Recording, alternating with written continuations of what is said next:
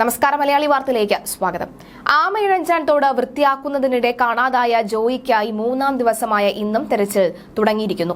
നാവികസേനയുടെ മുങ്ങൽ വിദഗ്ധരുടെ നേതൃത്വത്തിലുള്ള തെരച്ചിലാണ് ഇന്ന് രാവിലെ 6:30യോടുകൂടി തുടങ്ങിയത്. സ്കൂബ ടീം നേവി സംഘത്തിനൊപ്പം തന്നെ തെരച്ചിലിന് ഇറങ്ങും. സോണാർ ഉപയോഗിച്ച് പരിശോധിച്ച ശേഷമാകും ഇന്നത്തെ ദൌത്യം തുടങ്ങുന്നത്. എന്തായാലും അല്പസമയം മുൻപ് തന്നെ ദൌത്യം ആരംഭിച്ചിട്ടുണ്ട്.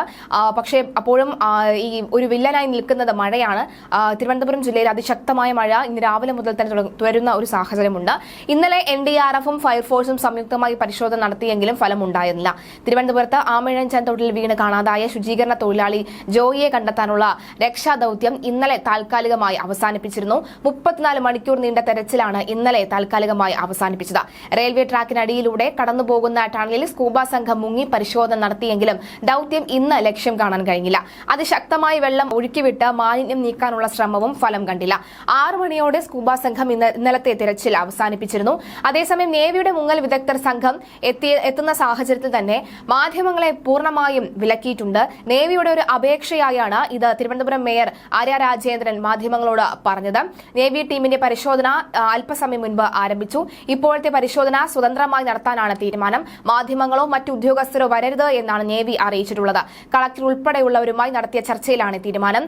ബ്രീഫിംഗിനായി 1-2 ഉദ്യോഗസ്ഥർ മാത്രം നേവി ടീമിനൊപ്പം ഉണ്ടാകും. തടയണ കെട്ടി ഓപ്പറേഷന് വേണ്ട വെള്ളം പമ്പ് ചെയ്യുന്നതും തൽക്കാലം നിർത്തിവെച്ചെന്നാണ് മേയർ ആര്യ രാജേന്ദ്രൻ അറിയിച്ചത്.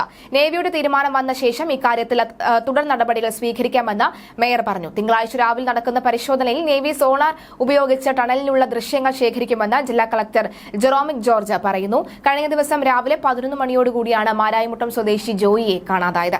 എന്തായാലും മാധ്യമങ്ങൾക്ക് വിലക്ക് ഏർപ്പെടുത്തിയിട്ടുണ്ടെങ്കിലും അതിരാവിലെ തന്നെ മാധ്യമങ്ങൾ അവിടെ എത്തിയിട്ടുണ്ട്. നേവി സംഘം ഇത് നോക്കുന്നതും പരിശോധനയുമായ ദൃശ്യങ്ങൾ ഇതിനോടകം തന്നെ വന്നു കഴിഞ്ഞു. പക്ഷേ അപ്പോഴും മേയർ ആര്യ രാജേന്ദ്രൻ എത്തിയിട്ടില്ല. കാരണം കഴിഞ്ഞ ദിവസം നേവിയുടെ അഭ്യർത്ഥന പ്രകാരമാണ് ഇതിൽ സ്വതന്ത്രമായിട്ടുള്ള ഒരു അന്വേഷണമാണ് വേണ്ടത്, മാധ്യമങ്ങൾ വന്ന് കിടക്കേണ്ടതില്ല എന്നടക്കമുള്ള കാര്യങ്ങൾ വിശദീകരിച്ചു. എന്തായാലും നമുക്ക് പരിശോധിക്കാം, നമുക്ക് നോക്കാം എന്തായിരിക്കും വരും മണിക്കൂറിൽ നടക്കുക എന്നത്.